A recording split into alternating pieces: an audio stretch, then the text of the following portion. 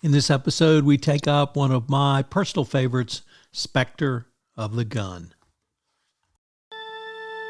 Compliance, the final frontier. Tom Fox is the voyager of trekking through compliance. His mission? To explore the original series and seek out and share what it can teach you about compliance. Here's your host, Tom Fox.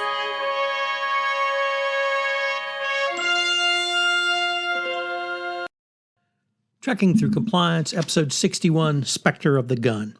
In this episode of Trekking Through Compliance, we consider the episode Spectre of the Gun, which aired on October 25, 1968, and occurred on Stardate 4585.3. Story synopsis. On a mission to establish contact with the reclusive Melcotians, Kirk ignores the message of a space probe which uses telepathy, each crew member hearing the message in his or her own language, to warn the Enterprise to immediately leave Melcot space. Kirk tries to contact the Melcotians, but there is no response to his message. When Spock, Kirk, Scotty, McCoy, and Chekhov beam down to Melcot, they materialize in a fog bank not recorded on the ship's sensors. In addition, tricorders and communicators cease functioning. The landing party encounters a Melcotian who informs them that they are an outside disease which must be destroyed. Their trespassing is punishable by death, and that pattern of death will be taken from Kirk's own memories, since it is he who ordered the Melcotian warning to be disregarded. Because Kirk's ancestors pioneered the American West, the landing party finds itself teleported to Tombstone, Arizona on October 26, 1881. The townsfolk refer to Kirk as Ike Clinton, Chekhov as Billy Claiborne, Scotty as Billy Clanton, Bones as Tom McClary, and Spock as Frank McClary. Spock recalls that at 5 o'clock on this date, the Clayton gang shot it out with Doc Holliday and Morgan, Virgil, and Wyatt Earp at the OK Corral and were defeated. On their way to a local saloon, the landing party witnesses the shooting of a bar patron by Morgan Earp. Inside the bar, Chekhov is accosted by a woman named Sylvia who claims to know him. Both Kirk and Chekhov narrowly avoid a gunfight with Morgan Earp over the incident. Kirk tries unsuccessfully to make peace with the Earps. When this fails, he and the landing party attempt to leave town so as not to be around at 5 p.m., but they are stopped by a force field. Desperately, Spock and Bones cooperate to build a tranquilizer bomb which will incapacitate the Earps. McCoy tries to borrow chemicals for the bomb from a local dentist, only to find out that dentist is, of course, Doc Holliday. Nevertheless, Holliday lets him take the chemicals, telling him that he better be finished using them before 5 o'clock for his date with Destiny. Meanwhile, Chekhov has fallen in love with Sylvia, with whom Morgan Earp is unfortunately also in love with. When Morgan picks a fight over the girl, Chekhov is shot and killed. Spock is puzzled by this since William Claiborne survived the battle at the OK Corral.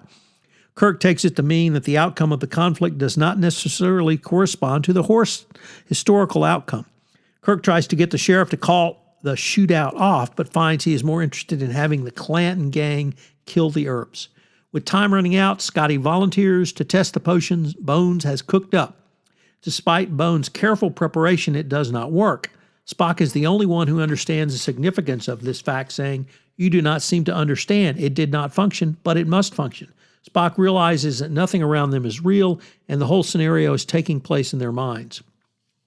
Kirk vows not to leave the bar until 5, but finds himself and the others transported to the OK Corral a few minutes before 5. Attempts to leave the corral reveal that it is encircled by a force field so that escape is impossible. Using the mind meld, Spock convinces everyone else of the certainty that nothing around them, including the bullets, are real.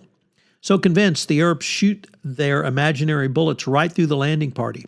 When the Earps have stopped firing and after Kirk has spared their lives, the landing party finds itself whisked aboard the Enterprise on their way to Melcot with a healthy Chekhov, who is alive because the only thing that was real to him was the girl. The Melcotian probe, once again directly in front of them, emits M waves and then disintegrates. The Melcotians, impressed that Kirk did not kill the Earps, then extend an invitation to establish relations with the Federation. Fun fact. This is really one of my favorite episodes. It is perhaps the most surreal episode in the entire oeuvre of TOS. I really cannot speak about this one highly enough. And it also has my second all-time favorite Star Trek line, which is after Scotty inhales the tranquilizer, but it fails to have any effect, Spock says to Dr. McCoy, physical reality is consistent with universal laws. Where the laws do not operate, there is no reality. Also of interesting note is the episode originally aired only one day before the 87th anniversary of the original gunfight at the OK Corral. There are some very interesting continuity issues in this episode.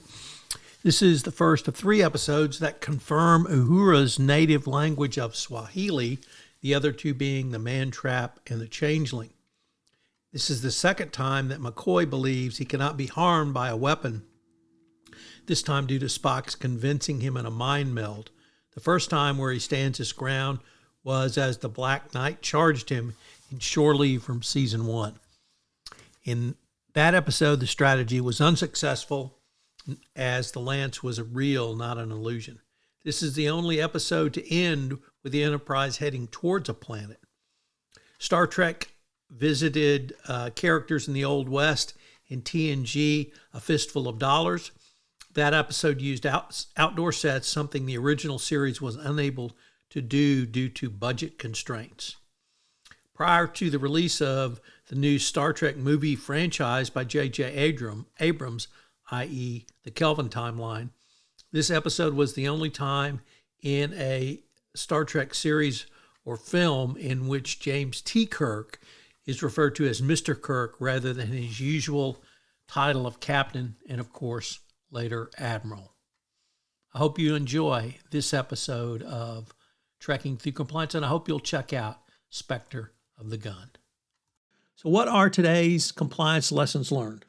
Well, I think the first lesson, certainly from the last exercise that I spoke about where they attempted to make a tranquilizer bomb, is overcoming biases in compliance. And to de-bias your decisions, you need to broaden your perspective on several fronts. So what are these fronts? Well, first, thinking about the future rather than simply one objective. 2, thinking about objectives rather than simply the circumstances in front of you. And 3, thinking about options rather than thinking in isolation. Number 2, where can you look for innovation in your compliance program? Well, I think a key area that is unexplored is the supply chain function in your organization. So what can you do at your supply chain organization? I think it's incumbent to not only not put up or settle for the status quo, but to really be moving forward. So be cooperative, proactive, and incremental in your development. And also, who is actually running the show in your organization? If you're collaborative, I think you're going to have a much better chance of coming up with some innovations going forward. And then finally, how do you drive compliance into the DNA of your organization? That's the way you operationalize compliance.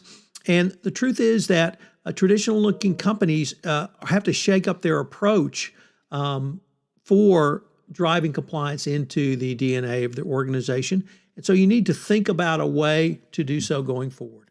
I hope you'll join us tomorrow when we take up the episode Day of the Dove on Trekking Through Compliance.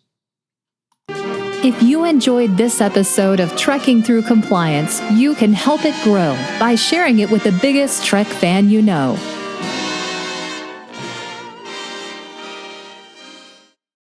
This podcast is a part of the C-Suite Radio Network. For more top business podcasts, visit c-suiteradio.com.